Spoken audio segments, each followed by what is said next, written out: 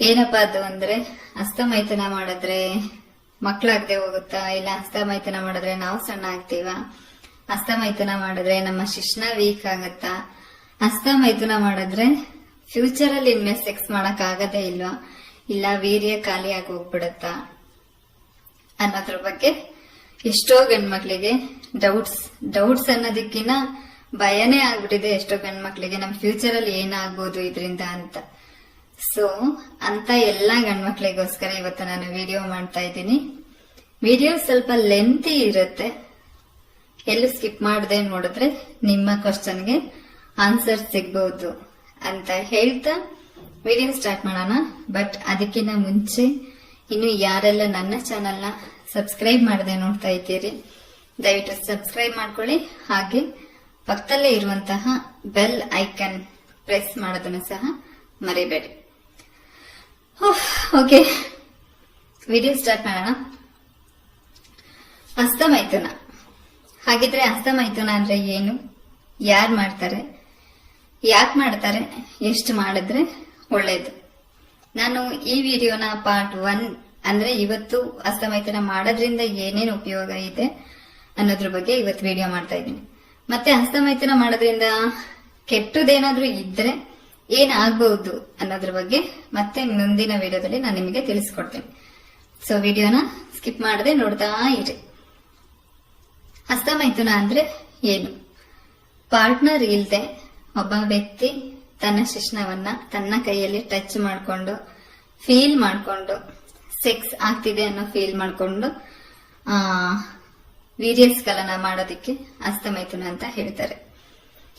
ಇನ್ನು ಯಾರು ಇದನ್ನ ಮಾಡ್ತಾರೆ ಅನ್ನೋದಾದ್ರೆ ಇದಕ್ಕೆ ಯಾವುದೇ ರೀತಿ ಏಜ್ ಲಿಮಿಟ್ ಇಲ್ಲ. ಪ್ರತಿಯೊಬ್ಬ ಗಂಡಸೂನು ಒಂದಲ್ಲ ಒಂದು ಸಂದರ್ಭದಲ್ಲಿ, ಒಂದಲ್ಲ ಒಂದು ಏಜ್ ಅಲ್ಲಿ ಪ್ರತಿಯೊಬ್ಬ ಗಂಡಸೂನು 99% ಗಂಡಸರು ಮಾಡೇ ಇರ್ತಾರೆ. ಹಾಗಿದ್ರೆ ಹಸ್ತಮೈಥುನ ಯಾವ ಟೈಮಲ್ಲಿ ಮಾಡ್ತಾರೆ?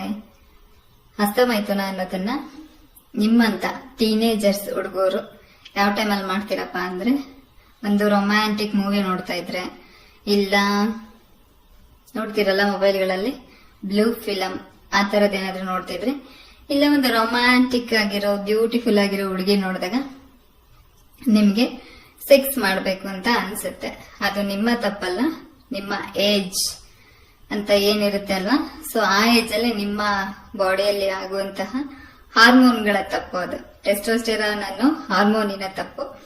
ಸೊ ಅದರಿಂದಾಗಿ ನೀವು ಹಸ್ತಮೈಥುನನ ಮಾಡ್ಕೊಳ್ಳೋದಕ್ಕೆ ಟ್ರೈ ಮಾಡ್ತೀರಾ. ಇನ್ನು ಮದ್ವೆ ಆಗಿರೋರು ಯಾವಾಗ ಅವ್ರು ಟ್ರೈ ಮಾಡ್ತಾರೆ ಅಂತ ಅನ್ನೋದಾದ್ರೆ, ಯಾವಾಗ ತಮಗೆ ಸೆಕ್ಸ್ ಬೇಕು ಅನ್ನಿಸ್ದಾಗ, ತಮ್ಮ ಪಾರ್ಟ್ನರ್ ಮನೆಯಲ್ಲಿ ಇಲ್ಲದೆ ಇರ್ಬೋದು, ಇಲ್ಲ ಆಕೆ ಪೀರಿಯಡ್ಸ್ ಆಗಿರ್ಬೋದು,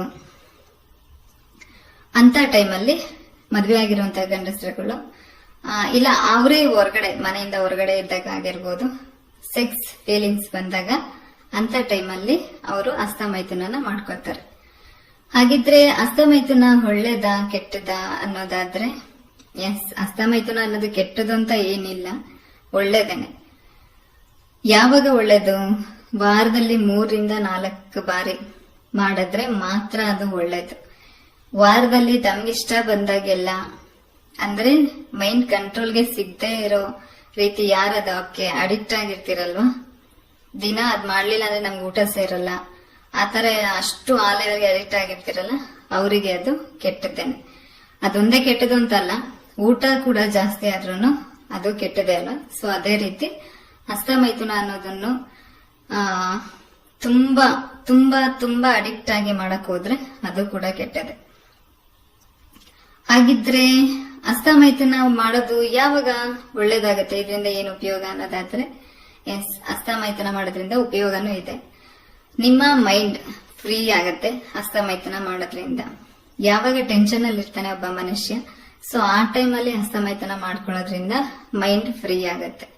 ಇನ್ನು ಹಸ್ತಮೈಥುನ ಯಾಕೆ ಮಾಡ್ಕೋಬೇಕು ಅಂತ ಅನ್ಸುತ್ತೆ ಅಂದ್ರೆ, 4 ಗೋಡೆ ಮಧ್ಯದಲ್ಲೇ ಕುತ್ಕೊಂಡು ಮೊಬೈಲ್ ನೋಡಿ ನೋಡಿ ನೋಡಿ ಬೇರೆ ಹೊರಗಿನ ಪ್ರಪಂಚದ ಸಂಪರ್ಕನೇ ಇಲ್ಲದೆ ಕೂತ್ಕೊಂಡು ಯಾರು ಮೊಬೈಲ್ ಜಾಸ್ತಿ ನೋಡ್ತಿರ್ತೀರಲ್ವಾ, ಸೊ ಅಂತವ್ರಿಗೆ ತುಂಬಾ ಟೈಮ್ ಸೆಕ್ಸ್ ಮಾಡ್ಬೇಕು ತುಂಬಾ ಟೈಮ್ ಹಸ್ತಮೈಥುನ ಮಾಡ್ಕೋಬೇಕು ಅನ್ನೋ ಫೀಲಿಂಗ್ಸ್ ಬರುತ್ತೆ. ಆ ಟೈಮಲ್ಲಿ ಹಸ್ತಮೈಥುನ ಮಾಡ್ಕೊಂತೀರ.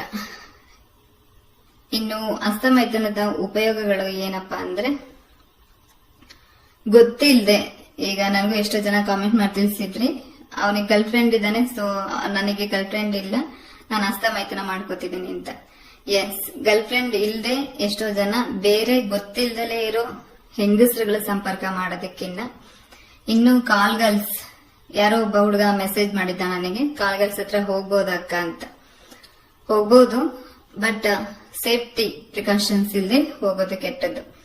ಕಾಲ್ ಗರ್ಲ್ಸ್ ಹತ್ರ ಹೋಗಿ ಅಥವಾ ಬೇರೆ ಯಾರು ಗೊತ್ತಿಲ್ದಲೇ ಇರೋ ಹೆಂಗಸ್ರ ಹತ್ರ ಹೋಗಿ ಸಂಪರ್ಕ ಮಾಡಿ ಲೈಂಗಿಕ ಕ್ರಿಯೆ ಮಾಡಿ ಬೇಡವಾಗಿರುವಂತ ಸೆಕ್ಷುಯಲ್ ಇನ್ಫೆಕ್ಷನ್ಸ್ ಅಂಟಿಸ್ಕೊಳ್ಳೋದಕ್ಕಿಂತ ಈ ರೀತಿ ನಿಮ್ಗೆ ಸೆಕ್ಸ್ ಬೇಕು ಅಂತ ಅನ್ನಿಸ್ದಾಗ ಹಸ್ತಮೈಥುನ ಮಾಡ್ಕೊಳ್ಳೋದು ಒಳ್ಳೇದು. ಬೇಡವಾಗಿರೋ ಕಾಯಿಲೆಗಳು ಅಂಟಿಸ್ಕೊಳ್ಳೋದಕ್ಕಿಂತ ನಮ್ಮ ದೇಹನ ನಮ್ಮ ಕೈಯಾರೆ ಏನೋ ಒಂದ್ ಮಾಡ್ಕೊಂಡು ಸ್ಖಲನ ಮಾಡ್ಕೊಂಡು ನೆಮ್ಮದಿಯಾಗಿರುವಂತದ್ದು ಒಳ್ಳೇದು. ಸೊ ಇಷ್ಟೆಲ್ಲ ಹಸ್ತಮೈಥುನ ಒಳ್ಳೇದಾಗಿರುತ್ತೆ ಎಲ್ಲಿವರೆಗೂ ನೀವು ವಾರದಲ್ಲಿ 3 ರಿಂದ 4 ಬಾರಿ ಮಾಡೋವರೆಗೂ ಮಾತ್ರ ಅದು ಒಳ್ಳೇದಾಗೇ ಇರುತ್ತೆ. ನಂದು ಇಲ್ಲಿ ಒಂದೇ ಒಂದು ಮಾತೇನಪ್ಪಾ ಅಂದ್ರೆ, ತುಂಬಾ ಜನ ಹುಡುಗರು ನಾನು ಕಾಮೆಂಟ್ಸ್ ಅಥವಾ ಮೆಸೇಜ್ ಓದಿದ ರೀತಿ ನೋಡಿದ್ರೆ ತುಂಬಾ ಭಯ ಪಟ್ಟಿದ್ದಾರೆ. ಇದಕ್ಕೆಲ್ಲ ಒಂದೇ ರೀಸನ್ ಏನಪ್ಪಾ ಅಂದ್ರೆ, ಅವ್ರಿಗೆ ಅದ್ರ ಬಗ್ಗೆ ಅರಿವೇ ಇಲ್ದಲೇ ಇರುವಂತದ್ದು. ಎಷ್ಟೋ ಜನ ಮನೆಗಳಲ್ಲಿ ಒಂದು ಹುಡುಗಿ ದೊಡ್ಡೋಳಾದ್ಲು ಅಂತ ನಾವಂತೀವಿ, ಕೆಲವರು ಹೇಳ್ತಾರೆ ಫಸ್ಟ್ ಟೈಮ್ ಪೀರಿಯಡ್ ಆಗಿರ್ತಾಳೆ ಅಲ್ವಾ.